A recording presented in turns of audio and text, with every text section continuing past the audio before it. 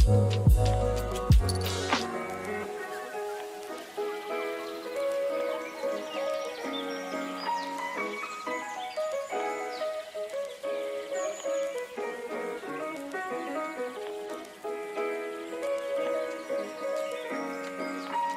time I am coming to you from heaven, as you can see. Hey, I'm really liking these filters. So today I'm interviewing Sandra. You guys saw the previews there and the stories, and you all kind of know her already. She's been a part of Women's STEM Wednesday. She interviews people, and we haven't really had a chance to interview her.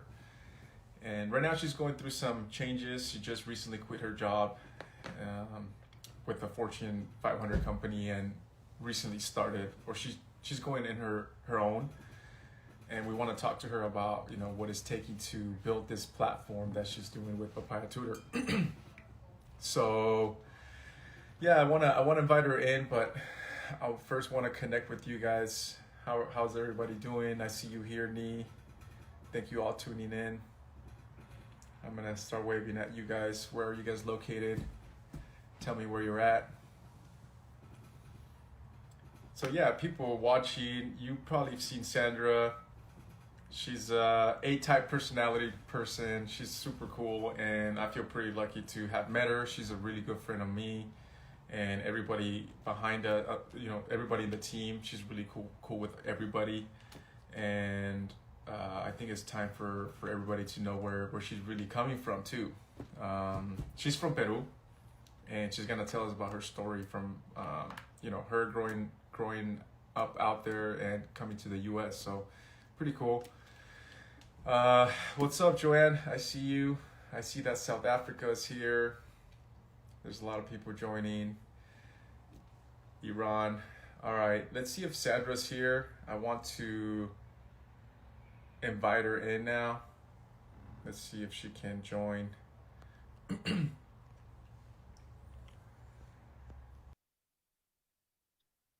Please prepare your questions. We're gonna have people coming in from the audience. Anyone want to ask her a question directly? Sandra. Hi. Hi.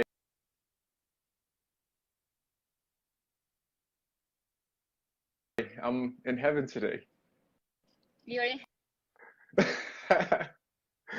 Yeah. I think you're kind of cut off a little bit there. Me? Yeah. Can you hear me? Am I better now? I can hear you. Yeah, you're good. Joanne, thank you. You're my fab. Just don't tell anyone. Can everybody hear me? Can everybody see Sandra? I think she's cutting off a little bit. One again. Hi, Paulina. Paulina, how are you? So I was telling everyone that they should prepare their questions if they want to ask you directly. We're gonna have people coming in from the audience, so let us know if you have prepare the questions. So yeah, Sandra, I know that people already know you, but remind everyone, what you studied and what you do now. Well, I guess you just recently quit your job, so we'll get to that after. Okay. Well, hello everyone. My name is Sandra Laplante. I went to school for industrial engineering at UCF, and then I got recruited as a tech consultant.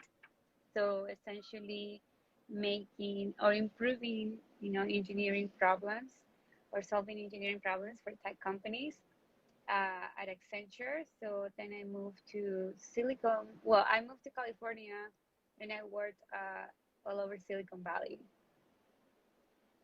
That's good. That's good. So that was Accenture, and when did you submit your 2-week notice? Was it 2-week notice? How did you manage you quitting? Yeah. I guess. Yeah, I mean, I've been contemplating the idea, and I, but I just, I feel like it's like Papaya to me is my baby, and I think you know that more than anybody. Mm-hmm. And am I still frozen? It says No, that you're I good. froze. Okay. So, like it's just like anything, you know, like sometimes you just have to go for it. So I've been contemplating the idea for a while, but officially I gave my 2 week notice 2 weeks ago. So my last day is this Friday. Yeah. That's good. That's good. I know we're gonna get into all those details, but today I want people to get to know you a little bit more, especially for where you come from, Mm-hmm. because I think we kind of have a little bit of similar background, like living in out of the U.S. So Mm-hmm. why don't you tell us about your life in Peru? Like how was going, how was it school? How was school for you out there? So I finished high school in Peru and I came here for college. I actually school was pretty easy. I mean, I think that I never had to like really study that hard, but I was always a good student. Like I always try to do my best in school and do my homework, and I feel like my dad also like kind of helped because it was like he was very strict. So if I ever got a bad grade, which is a B, in my scorecard, he would be like, like it would be like an A, like all A's. He's like, but what is this B? And Mm, even when I would get like top of the class in elementary school, it was like nothing to them. It was just like, oh, like, kind of like expected from me. mm-hmm, So um, I don't know why I just like stress that upon myself. Um, so yeah, it was pretty simple, but I think that like my surroundings helped me because my uncle was studying engineering, so I would always ask him to like teach me and help me. Uh, and so my I lived in my grandparents' like studio house with my parents because I didn't think I was expected. So my parents were more like, oh shit, we have to get married now. So yeah, like by my uncle and my aunt from my dad's side of the family helped me in my schoolwork. So my parents got easy that way. mm. So what part of Peru were you living in? Lima, Like what city? Lima, Lima, Peru? Lima, Okay. Peru, Los Olivos, uh, which is I don't know, like an okay part of Lima, Mm-hmm. not like a preppy part. Just like people are like they just I think like um, people that live there, just came from very low income backgrounds, but trying to better themselves. So Mm-hmm. yeah, and yeah, that's where I came from. But both my parents were immigrants, or in Peru too. Like they were from a rural part of Peru. So uh, my mom was from Junin, which is the tropical part of Peru, and my dad was from Ayacucho, which is like the more of the mountain part of Peru, and they both came as immigrants. Mm. So I know Yeah. you talked about your dad and uncle who Hmm. influenced you with schooling, but tell us about your mom. Like how was she? How was her personality? Because I see you have some personality, like really outgoing, social person that you are. Like where'd you get that from? Uh, not my dad. We always make this like joke about like how my dad got my mom because he barely Mm-hmm. speaks. Um, Mm. my mom is very outgoing. She is very giving. She tries to help people, has a big heart. But I think that she was always in her dance team in school. But I think that if the cheerleading was popular in Peru, she would have been a cheerleader for sure. She has like the whole like the bubbly personality, outgoing, So yeah, my mom. Mm. What about so did any of them encourage you to go to engineering, or was that like your decision? Was it your uncle like who really pushed you to get on the tech side? No, so my dad, my uncle and my dad, they're both engineers. I was good at like just overall, and they were pushing me to go to medical school, and I wanted to be a veterinarian, and they wanted me to be a doctor. So I Mm. just didn't want to do that, and that's kind of why I came to U.S. because like when I was little, they're like like any other parents. I think like, oh, you can just be whatever you want. Like we'll support you. We just want you to be happy. But when it, when the time came for me to choose what I wanted to be, they're like, well, we're not gonna pay if you want to go to veterinary school because you're gonna starve. Like you're in a third world country. People can barely take care of themselves, let Mm-hmm. alone, their pets. But all my life, going to America and I'm gonna make it on my own. So I came here to be a veterinarian, but I actually opted to be an engineer because I think that I do have this desire to do something bigger than myself. But that no longer included pets or animals. And I also did do microbiology, and I was thinking of going to Cornell for their veterinarian program, but I just didn't see myself doing that. Like I just didn't feel like more like natural in me anymore. Mm. So you lived in Peru, and what age did you come to the United States? Like, was it right after high school? 18, I imagine. 17. I 17? actually, yeah, I just turned 17. I was preparing for college. I actually got accepted into one because I finished high school when I was 16 years old. And Mm. when I turned 17, I came here because I wanted to I just wanted to make it on my own. Like I just didn't want my parents to pay for my school. I don't know why. Like That's a pretty big decision to just say, I'm in Peru, I just finished high school. I'm gonna go to the US to make it on my own. I mean, yeah, I don't even know if it's easy like that. You almost make it sound like it's easy. Like how did you no, even get a it's not visa, or easy. how did you learn English? Yeah, my dad was always very good about like education. So if I wanted, for example, a new purse or like a curling iron for my hair, that would be my mom. I would go to my mom and be like, "Mom, this guy in school can curl her hair. It's really cool." So my mom would buy me, things like that, clothes, things like that. My dad, I could go to him for anything education related. So if it was speed reading, English, like anything that had to do with education, that would be my dad.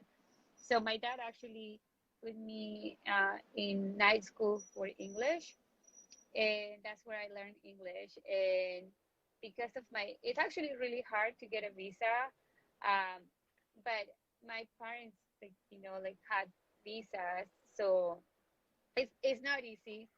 I was just lucky. I was lucky that my parents had good jobs and could prove that they wouldn't come and stay in this country, although I did. But you know, hope the What? hope the immigration start watching. No, I'm just kidding. So you just got a visa, and was it a temporary visa, just like as a student visa, or what kind of Yeah, visa was that?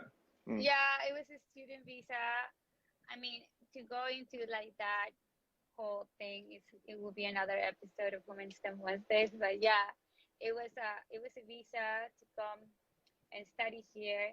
And I paid out of state tuition, which is 3 times the amount that regular students pay. Oh wow. And yeah, so actually, but I wasn't like being supported by my parents. Like, like that's what the school thought. I was paying on my own.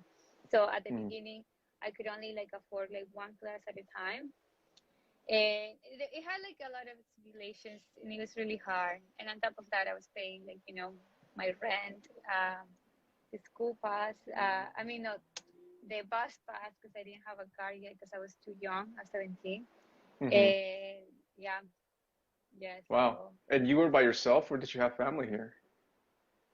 no, I was by myself. My mom came with me, but she had to go back because she had a tourist visa, Hmm. and she begged me to come back. And she said, like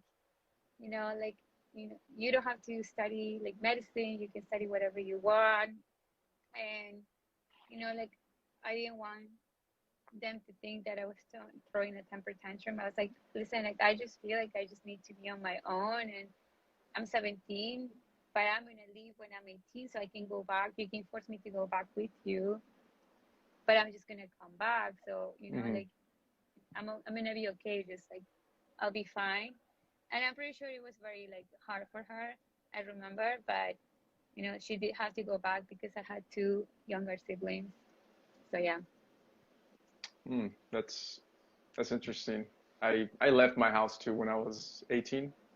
I was at Yeah. 17, but yeah, 18 and haven't been back. So that's good. That's good. Some people, it could be hard.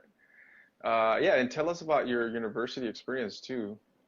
Did you go straight to university or community college? I went to community college first. Mm, I was I had a friend here that lived here.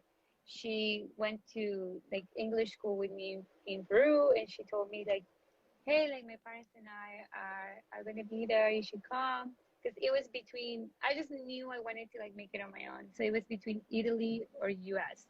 I had an mm, uncle in Italy, but that decision really was more of like it wasn't like we gave it so much thought. It was like, oh, like, you know, I have a visa and my friend's there and I know the language.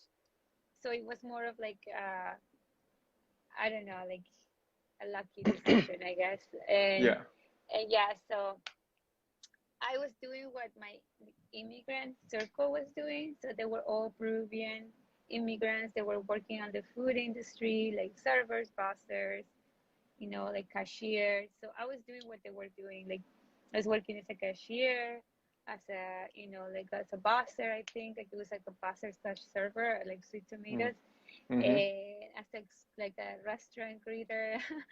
So I was doing what they were doing, you know, and they were mm-hmm, going to community college. And I do remember, you know, like looking into the university, but they're like, oh no, you should go to community because it's cheaper. And I was mm-hmm. like, cheaper? I was like, good. I was like, I can do cheaper. So I went to community college first, yeah. So That's good. That's good. And you, did you declare your major at that point? Like you knew I what you think wanted I to do? did. I wanted to be a veterinarian. I think that by then that's what I thought I wanted to be. Uh, but I think it was on my third or fourth year, almost like when I was like done, Mm-hmm, that I was like, oh no, like I don't want to do this. I don't want to be a veterinarian. And at mm-hmm, that point, I made other friends, and I was doing what like kids in medical that were trying to go to medical school were doing because it was a similar route and path. So mm. yeah, I so guess I don't think I don't even know this story. Like we're barely learning about Sandra, right? So I'm not, I wasn't prepared for this because I'm coming up with more questions too as I'm learning. yeah. Um, yeah, and so you went in as a veterinarian, and at what point did you say, okay, I can't do this. Like I'm gonna go with engineering. I just think I was really good at chemistry and science. Like chemistry in high school was like, oh my God, I figured out how to make the, you know, the the formulas and the mapping, all of Mm-hmm. that. Like it was so easy. And then I don't know, like what happened in college. I don't know, like it just wasn't clicking. I was like getting stuck in like proton and electron formulas, which are pretty easy. Like I did that in my first years of high school. So I was struggling. I don't know, and I didn't like it. I didn't like the program at Cornell. I didn't see myself like working at like you know, like at a farm. I Mm-hmm. I was like, oh no, like, you know, and I don't know, like I just didn't think it was in me anymore. Like I didn't have that like you know, like desire or passion to do it. And Mm-hmm. I was working as a cashier. I think this is when I started like discovering. I was working as a cashier at Sweet Tomatoes, and that was down the street from Lucky Martin. And people from Lucky Martin would come on their lunch break and all dressed up, and they seemed happy. Uh, and then later on, I was working as a bartender at a place where I was able to like engage in conversations. So I would have a lot of like it was still in Orlando, and Orlando has a lot of engineer companies around. So I was working, and I was working. I was talking to a lot of people from Lockheed or NASA, and I was telling them about this. Like math's good for me, science is good for me, but I hate chemistry. I don't want to go to like veterinary school and biology, like like anatomy, all of that. Like I hate, like you know, and they're the ones that were telling me about their experiments. And I remember this guy was telling me about like this shirt that they were able to cut, and that it would put itself back together. Hmm. And I was like, this was like 2012, I believe. So imagine, even back then, and I was like, oh, it's top secret, don't tell anybody. So Hmm. sorry. So, so I was like, oh, that is so cool. And I was like, I can do that. I was like, I can be an engineer because I'm good at math and science. And these people were like, I was talking to them. So everything that they were talking to me about, I wanted to work, in. You were interested in, And yeah. oh yes, I was like, oh my God, this is so like amazing. So I'm not like, like I've always good in math. So I was like, okay, so then I'll just be an engineer. Obviously it didn't happen like right away, but that's how, like in summary, it happened. And yeah, that's when I changed my major to engineering. Hmm. That's good. That's good. And what about your job? You mentioned you graduated with the job, right, for the Accenture. Like, how was your experience at work? Yeah, so I switched my major again because I wanted to be a mechanical engineer. So I went to work in all these cool projects and and then I learned about Accenture. And Accenture is a tech company and they work solving like engineer problems for other companies. So I Googled what was the best major to be a consultant because at this point I have fallen in love with Accenture, and I was like, I'm gonna be an engineer and I'm gonna work at Accenture. And they said industrial engineer. So I switched my major to industrial engineer, and I'm pretty sure that everybody. I mean, thank God I don't see the like comments, but I switched my major to industrial engineer, and all of my mechanical engineer friends gave me so much shit for it. They're like, why were you switching? Like you're actually smart. Like why would you? Like I mean, yes, but I had a vision. I was like. Yeah. I was like, no, you guys are gonna do. I actually, it's funny. I didn't tell anybody about Accenture, but I was like, I know what I'm doing, guys. Like, leave me alone. But yeah, so I switched to industrial engineer, and then I joined the Society of Hispanic Professional Engineer organization. Out of luck too. Like, I mean, I was a commuter at school, so I didn't really have a big friend circle.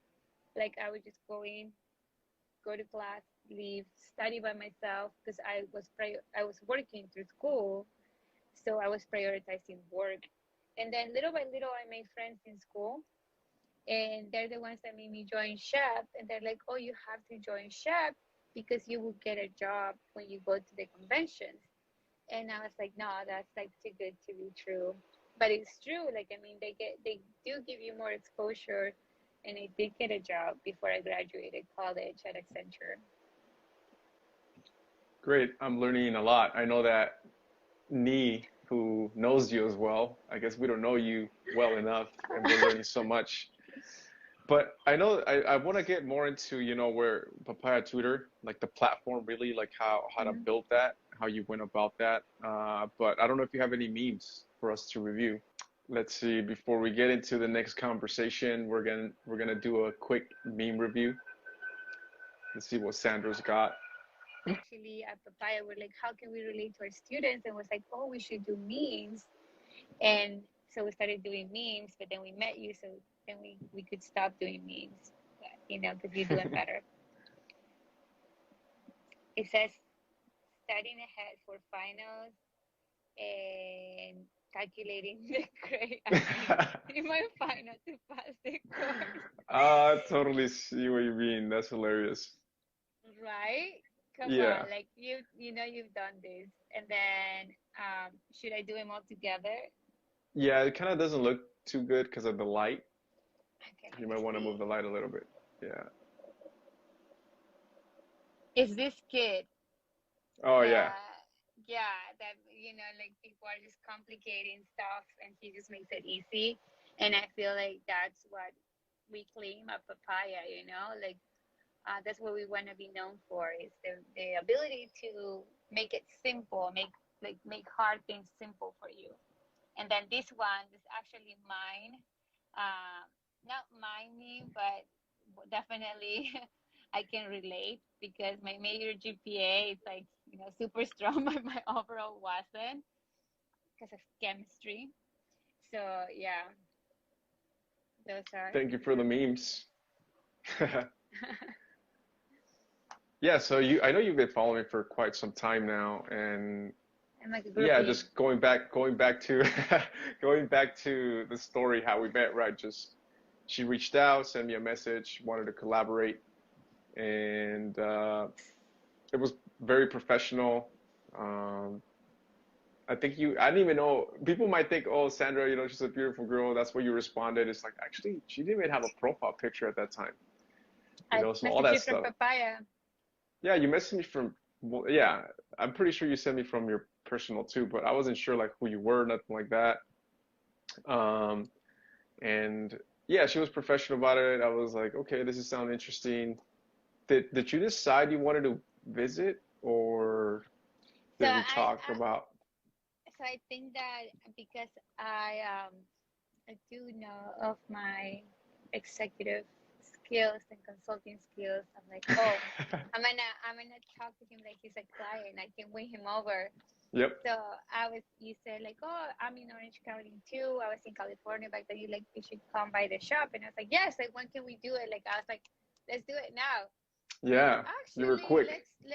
yeah. I was like, you were like, actually, we should probably meet on like video call first. Yeah. Yeah, I was just trying to make sure that you were human, right? Not just the bot Yeah, contacted me. yeah, It's like, okay, who is this person before you come? yeah, Um, yeah. And that's when I met you, and I was like, engineering means guys, Hispanic. I was like, what the fuck?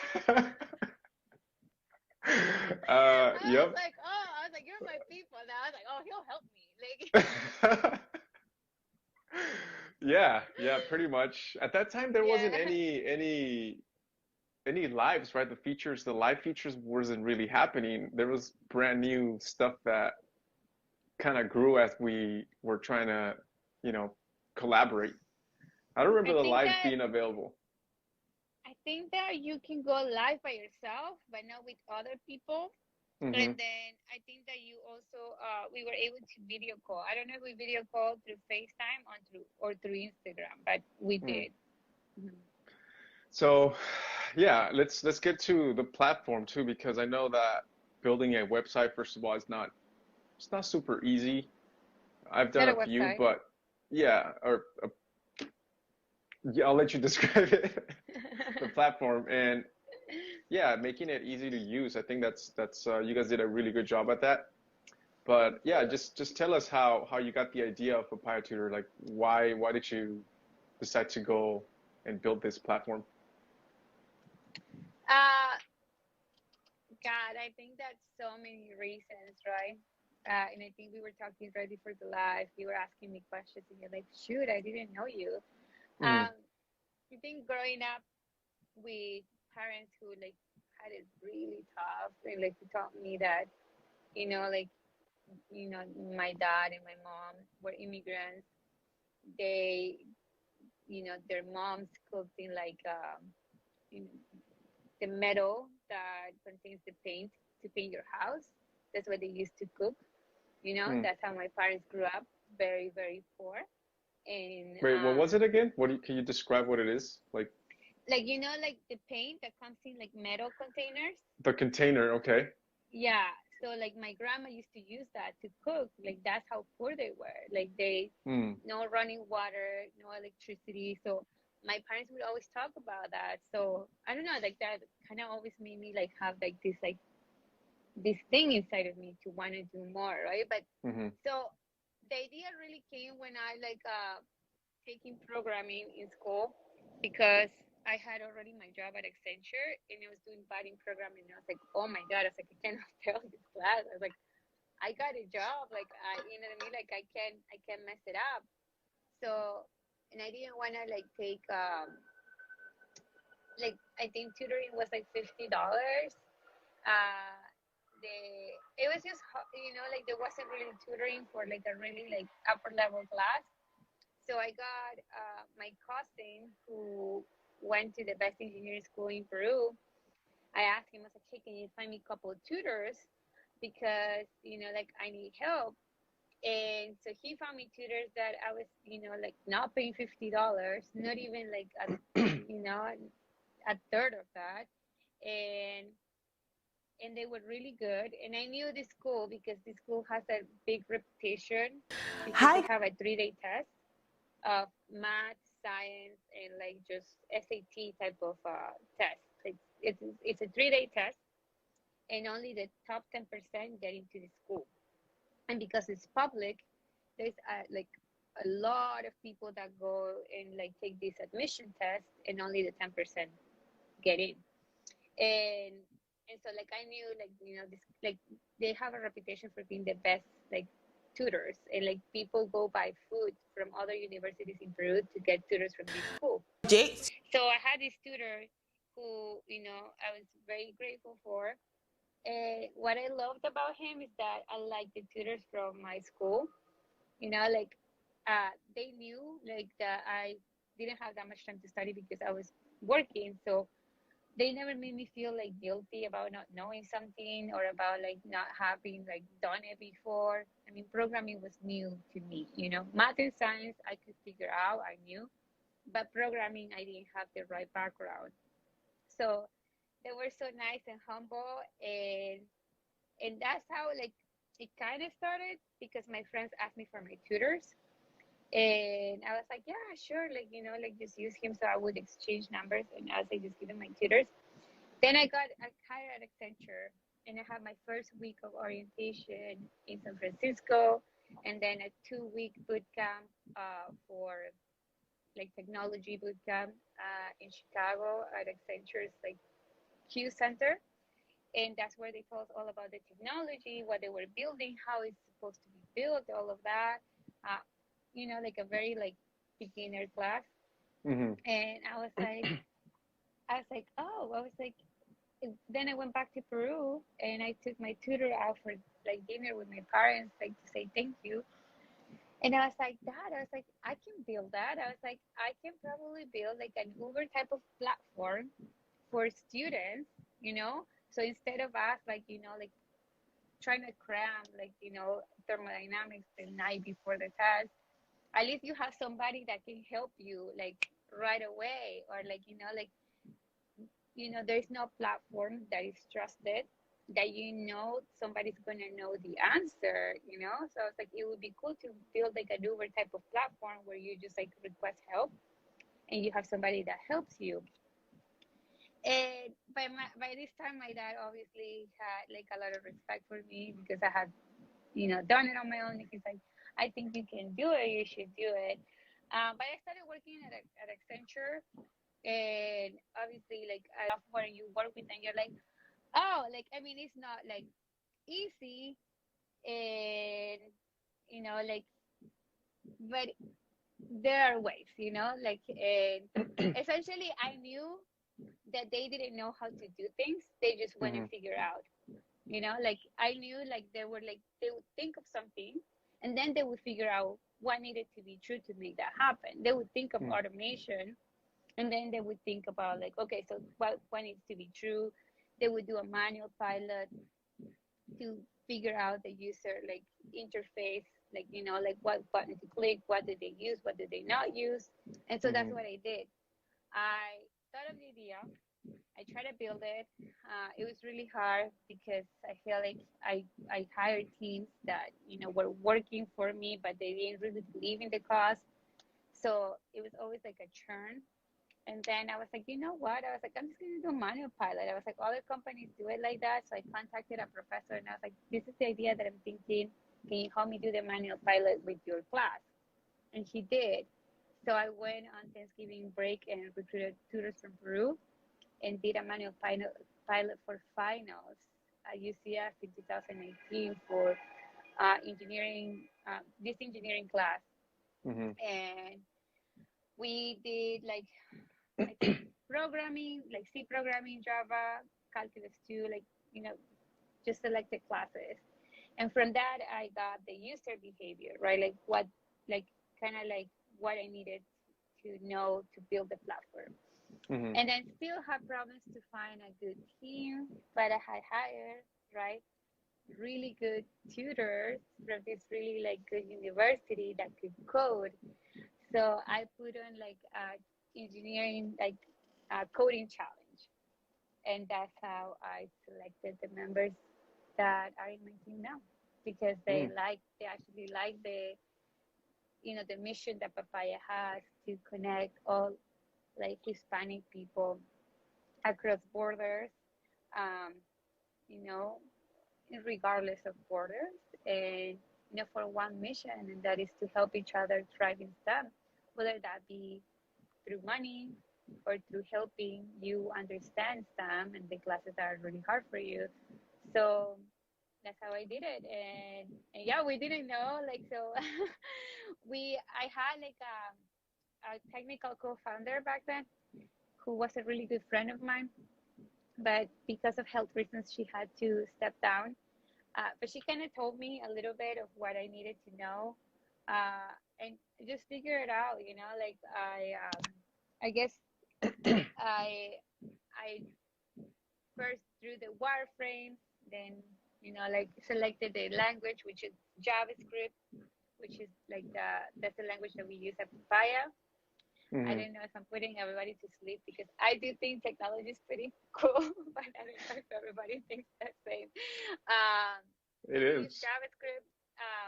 I hired a tutor for them because I was working right full time, and I also like don't know how to code like JavaScript, but that's the language that we decided to use because that was the language that LinkedIn was using, and a lot of the startups in companies that I look up to were using. So I was modeling them. So we use JavaScript, and I hired this person who works for Accenture. She actually codes to tutor my tutors in JavaScript.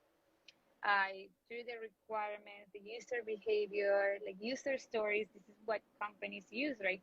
Being like user-centric driven. So we we draw the product and we build the product from a user perspective. So it's like what needs to be true, like in all like the requirements are written. Like as a user, I would like to see all my classes in one dashboard so that I can select it in one click. As a user, and that's what I had learned at Accenture, how to do like technical requirements, user requirements, testing, behavior driven development.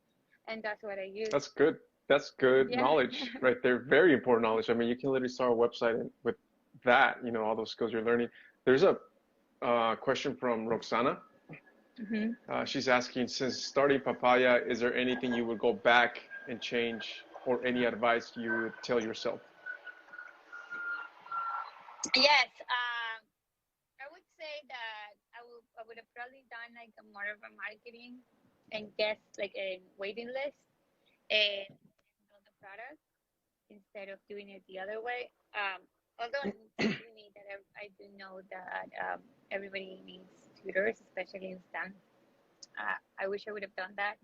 Another thing that I think that I could have used more like third-party software, but because I had come from like very tech like driven companies like Silicon Valley, where they all like build their own software for everything, I wanted to build my own software for everything, and I don't think I needed to go through that. I think I could have used like scheduling systems or like easier ways to do it, but Mm-hmm. I never take the easy route, so I'm not proud of that. I just didn't know. Yeah, Yeah. that's good. Um, yeah. Tell us. I mean, now that we're talking about it, what classes are you guys offering right now?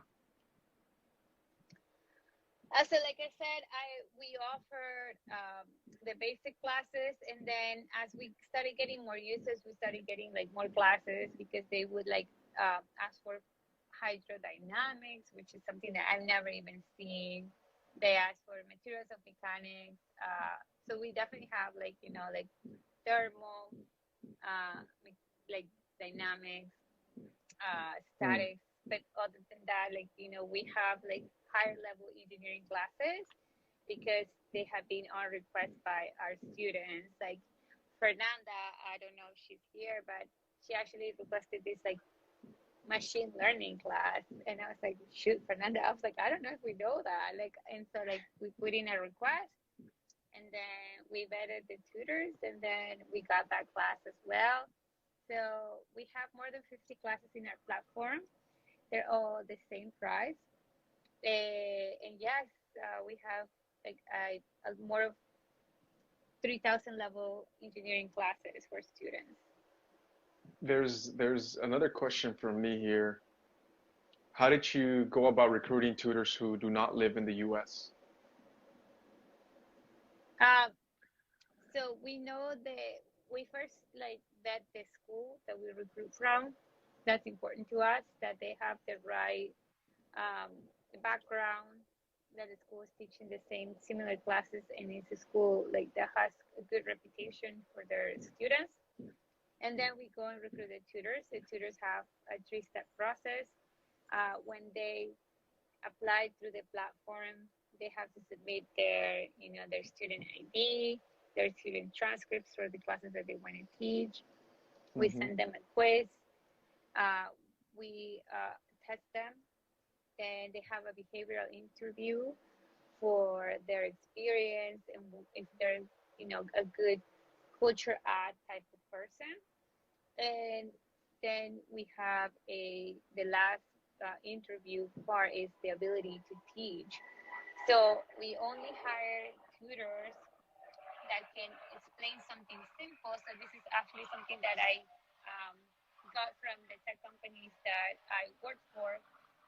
We asked them to explain us the topic that they want to teach as if we were 5 years old.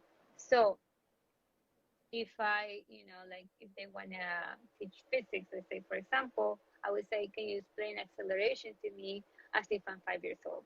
Because what we want is the tutors to be friendly and to be able to teach anybody, especially students who, really don't get it. Sometimes you just don't get it. Like I did not just get like statics. My brain couldn't comprehend it. Like I don't, we were in France. So I needed somebody to like quote unquote like explain it to me as if I was 5, because it needed to make sense in my brain for me to understand something that was abstract otherwise. But thermodynamics I understood.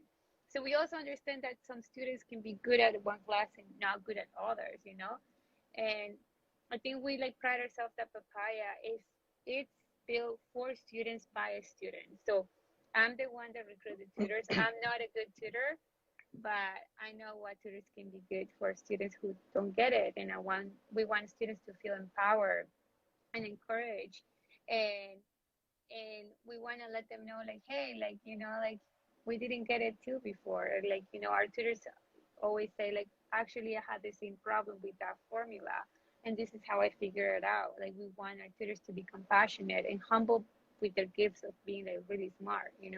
I relate to what they're going through. Yeah. Thankfully, I came to the US when I was younger, and you know, um, I want to help. I want to be able to find talent that's out there. Um, you froze there, Sandra. Can everybody see Sandra, or is it just me? Sorry, I dropped by accident. Can you hear me? Yes. Let me show a picture of you in Mexico. All right. This is when I was probably like 4 or 5. I was in a horse. Well, Which one is you? I'm the one picking his nose. I think I'm in the front. Yeah, that one right there. I'm picking my nose literally. That's me. That's my grandpa, my aunt, my mom, my brothers, my grandma's over there to the very right. Yeah, this is us going to farm up in the hills. Yeah, so imagine all the kids in that town. Um, yeah, I mean, if I could just impact more people from the areas where I was raised, I think that that feeling would be amazing. I think I want to find the next, Einstein in a small town like that. Wouldn't that be awesome? yeah, and that's what we want to find too, and we're finding, and we recruit them, and we're like, you teach. Um, but yes, I mean, we Nia's live. saying, Nia's saying, "Oh, Eduardo, you digging for gold?" No, man, we're farming. I don't remember what I was farming. Probably like corn, and then some interesting story about when I would go farming, and I remember this like you know cool stories. First of all, is how we got there, and then just cooking there, right? Like the family coming together around a fire, and my grandma would be chopping the vegetables and meat and all that. That was our meals, and they were so good. She would make like caldo. Uh, so imagine, yeah, I can imagine if I could put a school there, like a STEM school in that place, in that little town. I mean, that would make me, that would be such a huge accomplishment. Um, Thanks for showing that, Sandra. That's a personal one there. It reminds me of pictures my parents show me. My parents show me pictures of like um their beginnings, and it's crazy. Like I Yeah. think that I remember like last Christmas we went to like this really uh, like the poor part of Peru. I really don't know like in what better way to say that. Um, and we took a lot of food and clothes for Christmas. We had to like the cars didn't even get there, so like the taxi dropped us somewhere. Then we had to like carry this stuff like up the hill to like see to get to their houses, and their houses are made of like like just like whatever they find, like it, kids are like just walking barefoot, like it's very very poor. And I know my parents lived in the same situations. So to me, I think that maybe that's another reason why to me Papaya is so close to my heart. It's like I want to tell these kids that it's going to be okay, and that like in third world countries, usually people shoot for education because that is the only way that they have a fighting chance. And we want to help those kids, have a better fighting chance. Kids that are here, kids that are in Peru, to have a better fighting chance at life. Hmm. Yeah, and that's why we support each other, right? I see your people, I relate. I was also a tutor, so I saw the benefits of it. Yeah, And what you're creating this platform, I think, is a good thing for the world. We need more engineers. Everybody says yeah. we do. We need more scientists out there. We need more people to figure out, um, you know, solutions to problems, Hmm. and that's what I'm trying to do too. Um, we both, started this companies, and they're fresh. We'll see where it goes, right? In the next few years, hopefully we can be talking. Hopefully we can all gather here, everybody in the chat too, Joanne, everybody, Paulina, Susie, all you guys, if we can come together and celebrate success. I know that we're just starting, but it will be coming soon. I I do don't have I. see. No, No, I was just I gonna was. say because I know we have a few minutes. Go ahead, say what you're gonna say because I'm gonna ask you one last question too. Oh no, I was just looking at the comments because my comments don't like update. They froze, Mm, so I don't mm. I don't see them. Yeah, Uh, so I see some people. Let me see if I can go back to some comments. Some people are talking about doing the similar things in their country. In yes, Panama, I see some people doing like, that gone through the same thing, and I think we're all and we we all want have to do very that. similar backgrounds, and we're trying to make a Yeah, difference. And with we have we come with little support, really, trying to do it on your own, but it's tough doing it on your own too. yeah, So, yeah. Well, I do have to say that my team honestly is the best thing. Although they joke with me that I'm the devil wears Prada boss. I don't know if you've seen that movie. yeah, I have.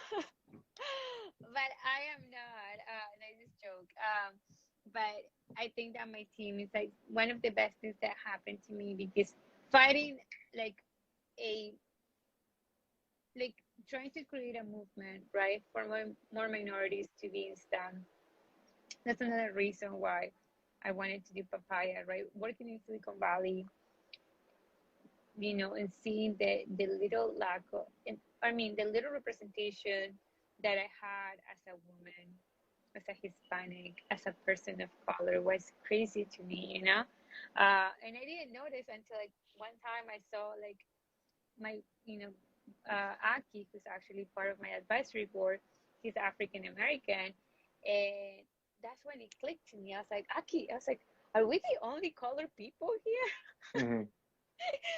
And he's like, yeah, yes. And I was like, wait, I just noticed. Like, I was like, there's nobody. And then I Googled it, and it was 5% of Silicon Valley's workers are, you know, black and Hispanic, so Minorities. brown. Mm-hmm. Yeah, so it's just very scary to see that people who are building the future are not representative of us, Mm-hmm. So, Mm-hmm. so yeah, that's another thing too that inspired me to like really like showcase the knowledge that people do have, um, that are held by minorities, and that we're not defined by the color of our skin or the way we look or the way we talk, but by our knowledge and by what's in our brain. Right. Yeah, I agree with you. Definitely agree with you. I do have one last question, and this has to do with advice on starting, a business. I know yours, you started Papaya Tutor, and people watching, whoever has this itch to start something, do you have any advice for them? Uh, I would say full of advice. I think it's like if you believe that you're solving a big problem, go for it. There's definitely people that have done it before, or people that can guide you better. So I would say mentors. So I think that this is a perfect plug for STEMedia, but mentors are good. Mentors help you do it faster, do it better with less mistakes, because you're not repeating the mistakes that they have done before. So I wish that I had mentors before, instead of trying to do it all by myself. And then two, I would say a product market fit, and that's just like a very techy advice. But product market fit's good. So making sure that you're solving the problem, but looking into your customers and really seeing what problems, or how they perceive the problem, and how you can make your product fit their needs better. And yeah, and that just means that you're being more customer centric, which means that you care more about the end user, and that you work and everything you do is for the end user, which is in the case of Papaya, our students. Thank you, Sandra. Thank you for the advice and tips. And thanks for sharing your story. Thank you for your time. And thank you, everybody watching. One quick shout out to the sponsors, right? We have STEMedia, who's been here, Lumis Automation, and obviously Papaya Tutor. You're one of the sponsors. And yeah, I want to say thank you all, and hopefully we can keep this going. I know me and Nee been talking about some plans. Maybe we can come up with, a meetup, or start doing live interviews. That's one thing we've been discussing. People here in SoCal, maybe you guys can come to our shop and we'll do a conversation, with everybody, whoever's willing to do that. So we got some new cool things coming up. Hopefully more people can join this movement. Yes. Any last words, Sandra?